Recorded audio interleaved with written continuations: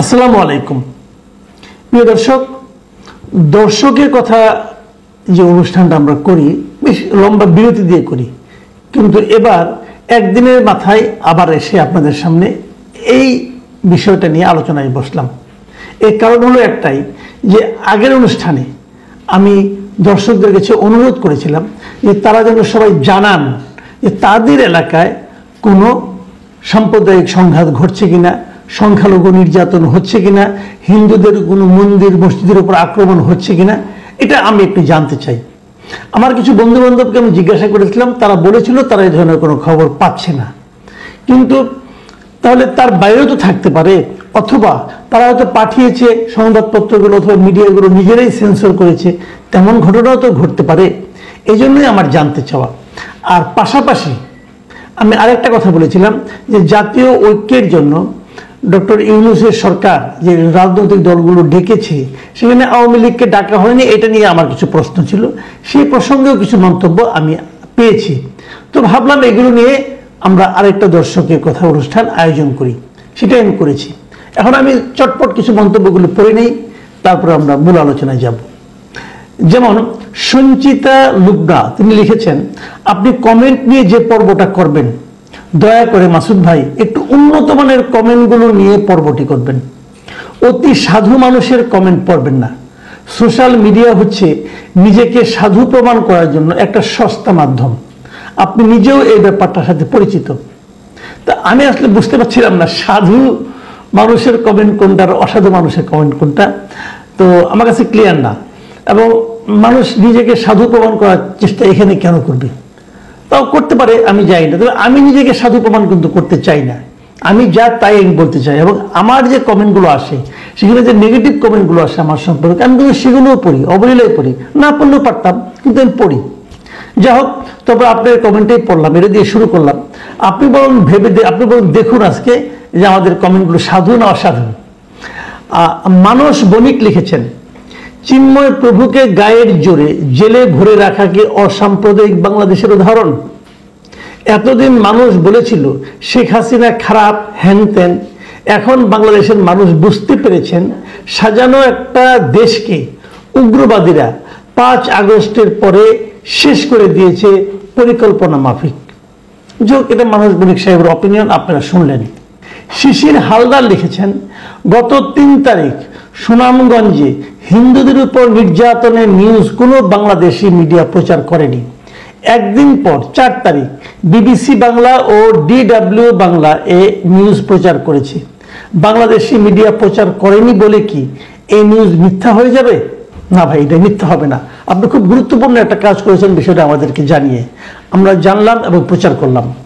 সুনামগঞ্জের ঘটনা নিয়ে আরও কয়েকটা মন্তব্য এসেছে। যেমন ধরেন স্বর্ণলতা লিখেছেন, একদিকে শান্তির কথা বলেন, অন্যদিকে ধ্বংস চালান। যেমন গতকাল সুনামগঞ্জ এই যেই ঘটনা ঘটলো, সেটা তো বাংলার কোনো মিডিয়া প্রকাশ করলো না। এখনো সময় আছে সত্যিটা করে প্রকাশ করেন। যাই হোক, আমরা তো প্রকাশ করলাম। হাসান সি চৌধুরী হবে হয়তো বা, তিনি লিখেছেন, আপনার যুক্তিগুলো ভালো লাগে, বাংলাদেশের প্রেক্ষাপট বুঝতে সহজ হয়, তবে এই ভিডিওটির মধ্যে একটি ভুল বার্তা গ্রহণ করেছেন আপনার বন্ধুদের কাছ থেকে, যে তারা কোথাও হিন্দুদের প্রতি হামলা লুটপাট হলে তারা ছাপত, অর্থাৎ হচ্ছে না। আর আমি বলছি, আমি যশোর মনিরামপুর থেকে বলছি, এখানে এসে আপনি নিজেই খবর নিন কি হচ্ছে। প্রতিটা হিন্দু পরিবার জানমাল নিয়ে প্রতিটা রাত আতঙ্কে কাটাচ্ছে। লক্ষ লক্ষ টাকা দিয়ে তারা বাসস্থান টিকিয়ে রাখছেন, অনেকে এদেশ ছেড়েছেন, অনেকের গরু নিয়ে গেছে দুর্বৃত্তরা। এসব খবর কেউ ছাপানোর সাহস পাবে না। যাই হোক, আপনাকে সত্য প্রকাশের জন্য অনুরোধ জানাবো, বাংলাদেশ ভালো নেই। ওনার এই যে কথাটা, এই কথাটা কিন্তু গুরুত্বপূর্ণ। আমি এটা জেনেছি অনেক জায়গায় কিন্তু এরকম মানুষকে ব্যবসা করতে যে, বাড়িতে থাকতে যে বিভিন্ন জনকে, পাওয়ারফুল লোকজনকে চাঁদা দিতে হচ্ছে। কিন্তু এটা কেবল হিন্দু বলেই হচ্ছে তা কিন্তু নয়, এটাও আপনাকে মানতে হবে। অনেক আওয়ামী লীগের লোকজনকে আমি জেনেছি, তাদেরকে কিন্তু এই ধরনের চাঁদা দিতে হচ্ছে। কারা নিচ্ছে এটা এলাকাবাসী জানে, আপনারাও জানেন হয়তোবা, কিন্তু দিতে হচ্ছে চাঁদাবাজি চলছে মাঠ পর্যায়ে, এতে কোনো অস্বীকার করার উপায় নাই। এবং আওয়ামী লীগের লোকদেরও চলছে, এবং সেখানে আওয়ামী লীগের মধ্যে হিন্দু আছে, মুসলমানও আছে, তারাও আছে। সবই হচ্ছে। যাদেরকে একটু নিরীহ পাওয়া যাচ্ছে, যারা এই প্রতিবাদ করার সাহস কম পাচ্ছে এই সময়ে, তাদের উপরে কিন্তু চাঁদাবাজিটা চলছে, এটা সত্য। আমি জনাব হাসান চৌধুরী সাহেবকে ধন্যবাদ জানাচ্ছি। রাজেশ দত্ত লিখেছেন, জনাব মাসুদ কেবল ভাই, আমি জানি না আপনি আমার কমেন্ট পড়বেন কিনা, পড়লাম, বুঝতে পারছেন। আমি অবাক আপনার মন্তব্যে। আপনি বললেন দেশের কোথাও সংখ্যালঘু নির্যাতন হচ্ছে না। ভাই, আপনার মতো একজন মানুষ যখন এসব কথা বলে তখন অবাক ও কষ্ট লাগে। চট্টগ্রামে নীরবে খোঁজ নেন, সুনামগঞ্জে খোঁজ নিন, রংপুরে খোঁজ নিন, খুলনায় খোঁজ নিন, ঠাকুরগাঁও খোঁজ দিন, নরসিংদীর শিবপুরে খোঁজ দিন, কিশোরগঞ্জের ভৈরব, ইটনা ও কুলিয়ারচর উপজেলায় খোঁজ নিন, এরকম আরও অনেক আছে। ভাই, আপনারা সংখ্যালঘুর পাশে দাঁড়ান, সত্যটা তুলে ধরুন প্লিজ। বর্তমান মিডিয়ায় বিশ্বাস করবেন না। ধন্যবাদ, ভালো থাকবেন। জনাব রাজেশ দত্ত, আপনি যে কথাটা বলেছেন, আমার মনে হয় যে আপনি যে জায়গাগুলোর নাম বললেন, আমি কিছু কিছু জায়গায় আমার মতো করে খোঁজ নিয়েছি। খোঁজ ঠিক হয়েছে কিনা বলতে পারবো না, তবে যতটুকু পেয়েছি ততটুকু আপনাদের সঙ্গে শেয়ার করেছি। আপনিও যা জানেন সেটা আমাদের সঙ্গে শেয়ার করলেন, এবং আমার মনে হয় অনেক দর্শকই শেয়ার করেছেন, সেগুলো আপনি একটু পরে পড়বো। যেমন আপনি বললেন রংপুরের কথা, আপনি জাস্ট দেখুন আমাদের পরের মন্তব্যটা কি এসেছে। পরের মন্তব্যটা মোহাম্মদ রাসেল লিখেছেন, আমাদের রংপুর বিভাগে অনেক হিন্দু, কই কোথাও এমন ঘটনা ঘটে নাই। এখন আমি তো রাসেলের কথা বিশ্বাস করব না, নাকি আমি রাজেশ দত্তের কথা বিশ্বাস করব? এই ধরনের কিন্তু বিভ্রান্তি আছে, আমি জানি না কোনটা সত্য কোনটা মিথ্যা। তো এরকম আলোচনাগুলো হওয়া দরকার, তথ্যগুলি আসা দরকার, অভিযোগগুলি আসা দরকার। আমি আপনাদেরকে রিকোয়েস্ট করব, আপনারা আরও যদি কিছু থাকে আমাকে জানান, টু দ্য পয়েন্টে জানান, আমি নিশ্চয়ই আমার এই মাধ্যমে প্রচার করব। যেমন শাহিন আক্তার লিখেছেন, আওয়ামী লীগ থাকতে তো এই ধরনের কোনো সমস্যাই হয় নাই, আর আমি যেখানে আছি পুরো সিলেট বিভাগে কোনো সাম্প্রদায়িক সমস্যাই নাই, এগুলো সব গুজব। এখন শাহিন আক্তার বলছেন যে পুরো সিলেট বিভাগে নাকি কোনো সাম্প্রদায়িক সমস্যা নাই। ঠিক আছে, আমরা পরে মন্তব্যে যাই। আমজাদ রাজা লিখেছেন, আমাদের এলাকায় আমার জন্মের পর থেকে দেখি নাই হিন্দু সম্প্রদায়ের উপর হামলা হতে, সবাই মিলেমিশে এলাকায় বসবাস করছে। মিস্টার আমজাদ রাজা, আপনাকে অনুরোধ করবো, আপনি কোন জায়গা থেকে লিখছেন সেটা কিন্তু বলেন নাই। ওটা বললে আমাদের জন্য, আমাদের দর্শকদের জন্য ওটা বোঝা সহজ হতো। RSR বোধহয় ছদ্মনাম, আমি জানি না। আমাদের এলাকায় কোনো সাম্প্রদায়িক দাঙ্গা নেই, শেরপুর থেকে বলছি। উনি শেরপুরের কথা বলছেন, তবে এটা কোন শেরপুর, শেরপুর জেলা নাকি বগুড়ার শেরপুর, এটা আমার কাছে ক্লিয়ার না। সাখাওয়াত সবুজ লিখেছেন, দেশের কোথাও সংখ্যালঘুদের উপর অন্যায় করা হয়েছে, শত চেষ্টা করেও এরকম সত্য খবর পাইনি। সাখাওয়াত সবুজ সাহেব কিন্তু কোনো খবর পাননি। শাহিনুর আক্তার লিখেছেন, সারা ব্রাহ্মণবাড়িয়ায় নেই। উনি বলছেন যে ব্রাহ্মণবাড়িয়াতেও কোনো ধরনের সাম্প্রদায়িক দাঙ্গা নেই।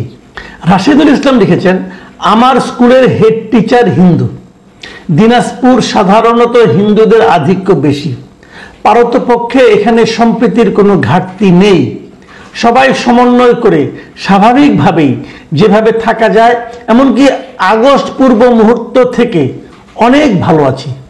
বাদুল খান লিখেছেন, এই মন্তব্যটা এই জাতীয় ঐক্য নিয়ে যে আলোচনাগুলি হচ্ছে, আজকে ইউনূস সাহেব ডেকেছিলেন বিভিন্ন পলিটিক্যাল পার্টিকে, সেই বিষয়ে তিনি লিখেছেন, বাস্তবতা কি আপনি ভালো জানেন।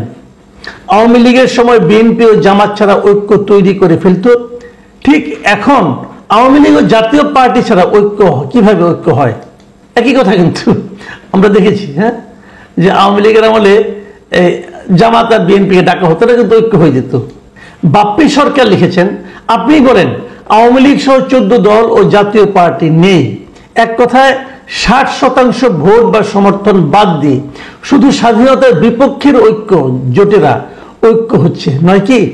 লোকমান মোহাম্মদ লিখেছেন, সব দলকে ডাকা হয়েছে, আওয়ামী লীগকে ডাকা হয়নি, জাতীয় পার্টিকে ডাকা হয়নি, কেন? মোহাম্মদ এরশাদুল হক লিখেছেন, জাতীয় পার্টি কি বাংলাদেশের বাহিরের দল, তাদেরকে ডাকা হয়নি, কেন? রিয়াজ আহমেদ লিখেছেন, দেশের যত সমস্যা হচ্ছে তত আওয়ামী লীগ করাইতেছে, তাহলে তাদেরকে ডাকবে কেন? জামান নূর লিখেছেন, ভাই আপনি যৌক্তিক প্রশ্ন তুলেছেন, আওয়ামী লীগ হয়তো হামলার কারণে আলোচনা বা সভায় যোগ দিতে পারছে না, কিন্তু তারা তো অনলাইনে তাদের অবস্থান ব্যক্ত করতে পারে। কেন তারা দেশের মানুষের সাথে নেই? কেন তারা ভারতের অন্যায় অভিযোগের প্রতিবাদ করছে না? তারা আসলে এই দেশকে নয়, ভারতকে তাদের পাশে চায়, ওরা দেশদ্রোহী। এবং এখানে কয়েকটা প্রসঙ্গ কিন্তু এসেছে, সেটা হলো আপনি জাতীয় ঐক্য করবেন, আমি তো এখানে জাতীয় পার্টির নামটা কেন নেই, জাতীয় পার্টি কেন ডাকবে?